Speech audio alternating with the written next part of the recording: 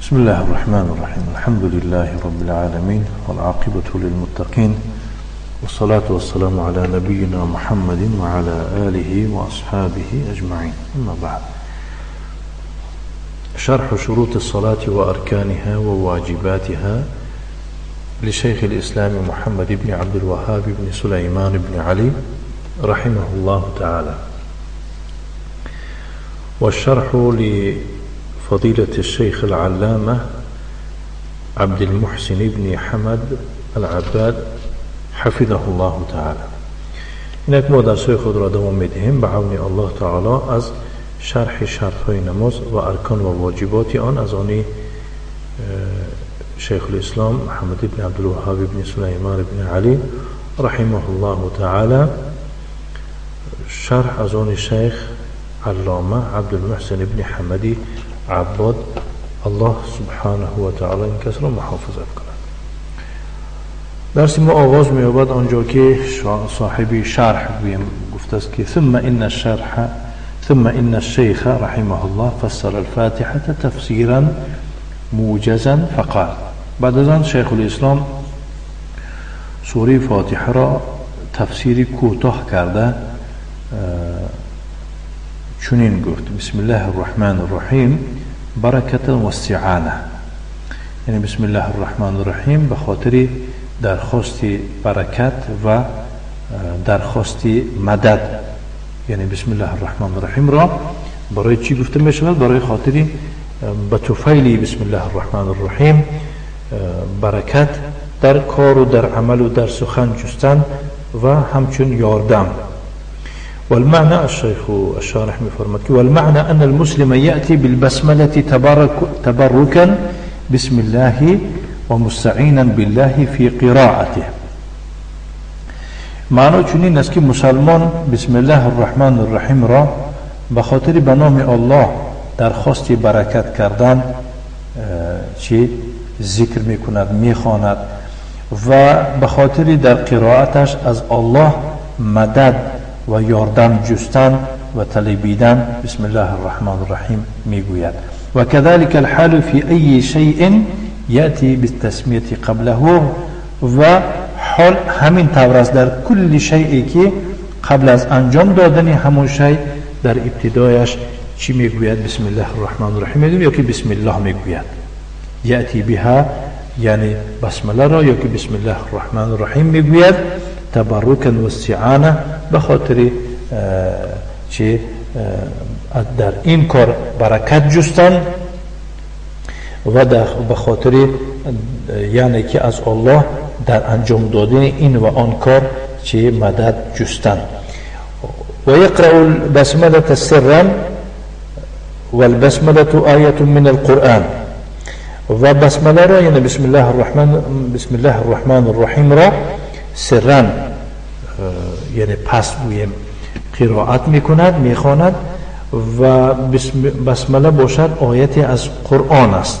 و هل هی آیت من کل سوره، سؤال و میان می آید که آیا این آیت از هر سوره می باشد او آیت مستقلة للفصل بین السور، یا که سؤال می آید که این آیتی مستقل باشد برای خاطر فاصله میان سوره ها، یعنی این سوره از دیگر سوره جدا یا که فرق شدنش.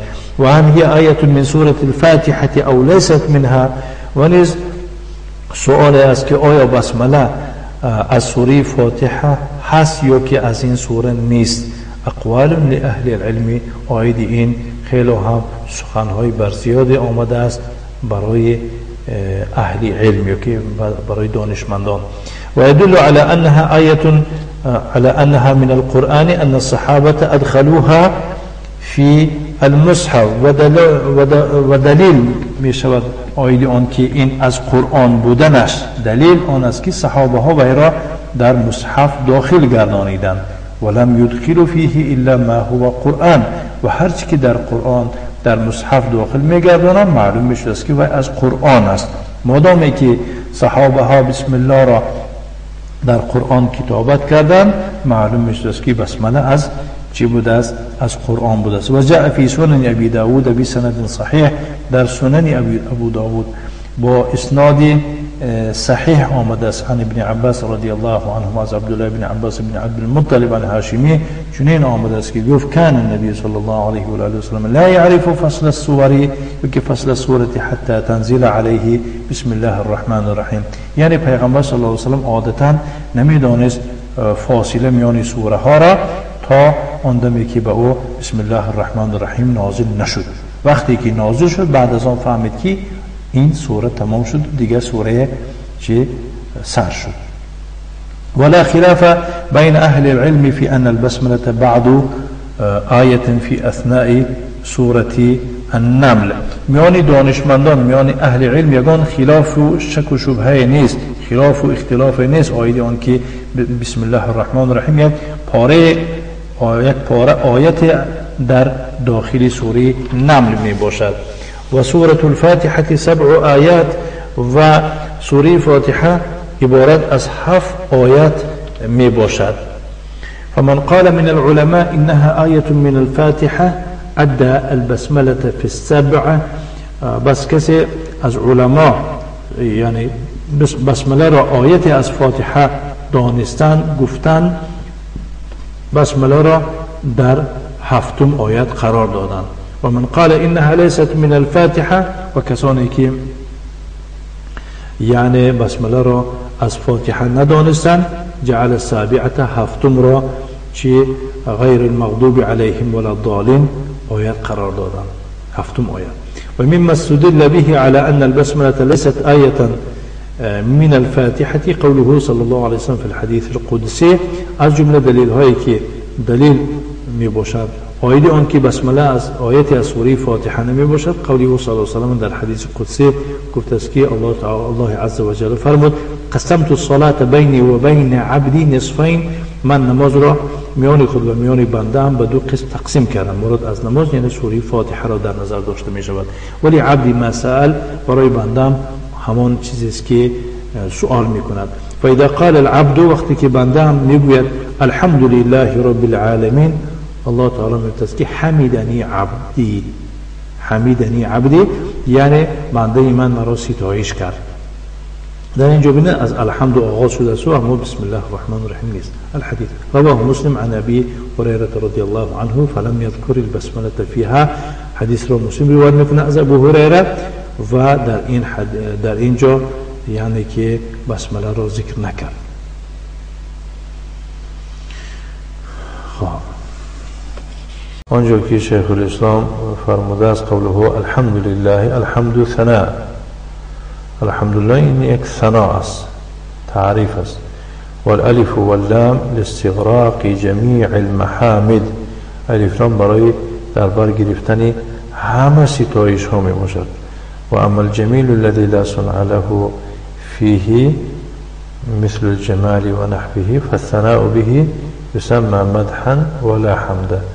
یعنی که آن زیبایی که وی را ساخته شدگی نیست مانند جمال، زیبایی، حسن، خواب این و ثناء به آیدی این یعنی که تعریف کردن را این مدح می نامند و حمد می نامند.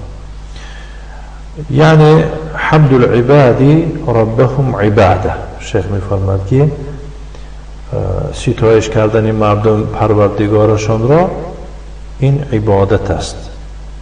و هو من توحید الالوهیه. الحمد لله این از توحید الوهیت است. الذي هو توحید الله بافعال العباد. این را توحید الله میگویند به سبب فعل بندگان. فهمیدید؟ به سبب فعل خود بندگان این را توحید الله میگویند. والله سبحانه وتعالى هو أهل الحمد والثناء على كل نعمة حصلت للعباد. الله حق بر و لایق تمام مدح و ستایش می باشد بنابر هر نعمتی که برای بندگان روی می دهد.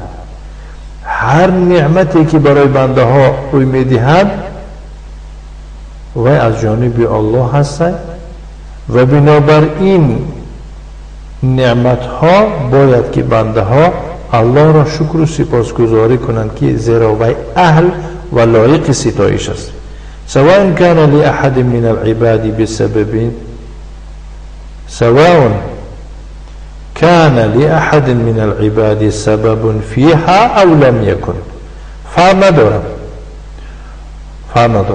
خب برای کسی از بندگان در این نعمت سبب هست یا که سبب نیست. فهمیده؟ لأن الفضل في ذلك كله لله سبحانه وتعالى، زیرا که فضل و مرحمت و نکویی در آن همش برای الله سبحانه و تعالی است. فهمیده؟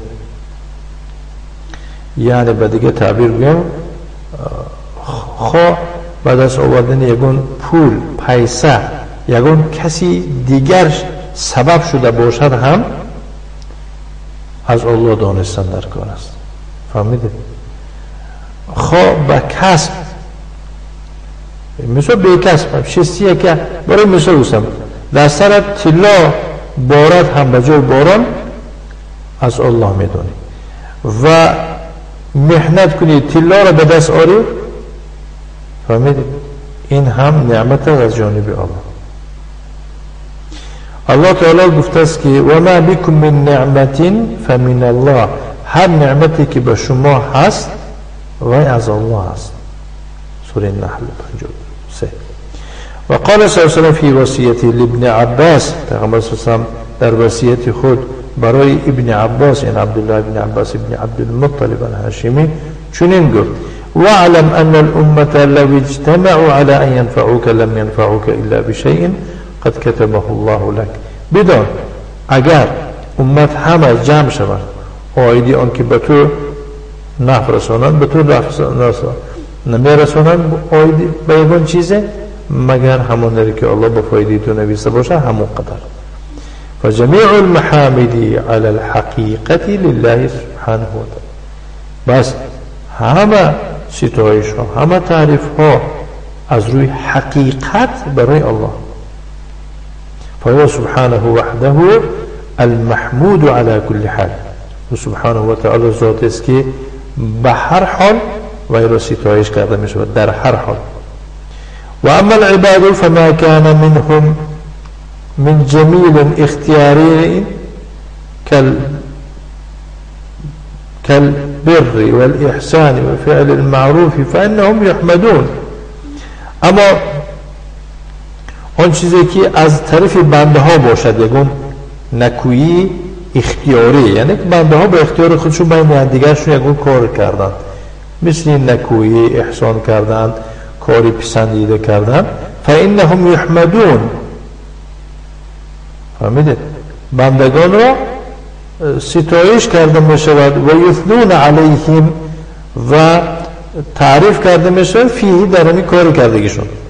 و ما کان فیه من جمیل لا صنع لهم فیه، و آن چیزی که در بنده ها هست یکون چیزی زیبا که برای ویها یعنی که به اونها دخلدار نیست، یعنی کاری کسی در این یا که کسی شریک شدگی نیست در این زیبایی، در این صنع یکون کس شریک نیست. کل جمال مثل حسن و حسن الخلقتی آفرینش زیبا، فإنهم يحمدون فيه ولا يحمدون عليه. یعنی فإنهم يحمدون فيه ولا يحمدون عليه. نگاه چی گفتنه؟ یعنی برای مثال یک کس زیبا هست، یک کس زیبا هست، این کس را در زیباییش مدح کرده میشد، چه خیلی زیبا هست گفته تعریف کرده میشد، اما به خاطر این زیبایی وی را تعریف کرده نمیشود، چون که زیبایی را وی خودش را آراستگی نیست. فهمیدید؟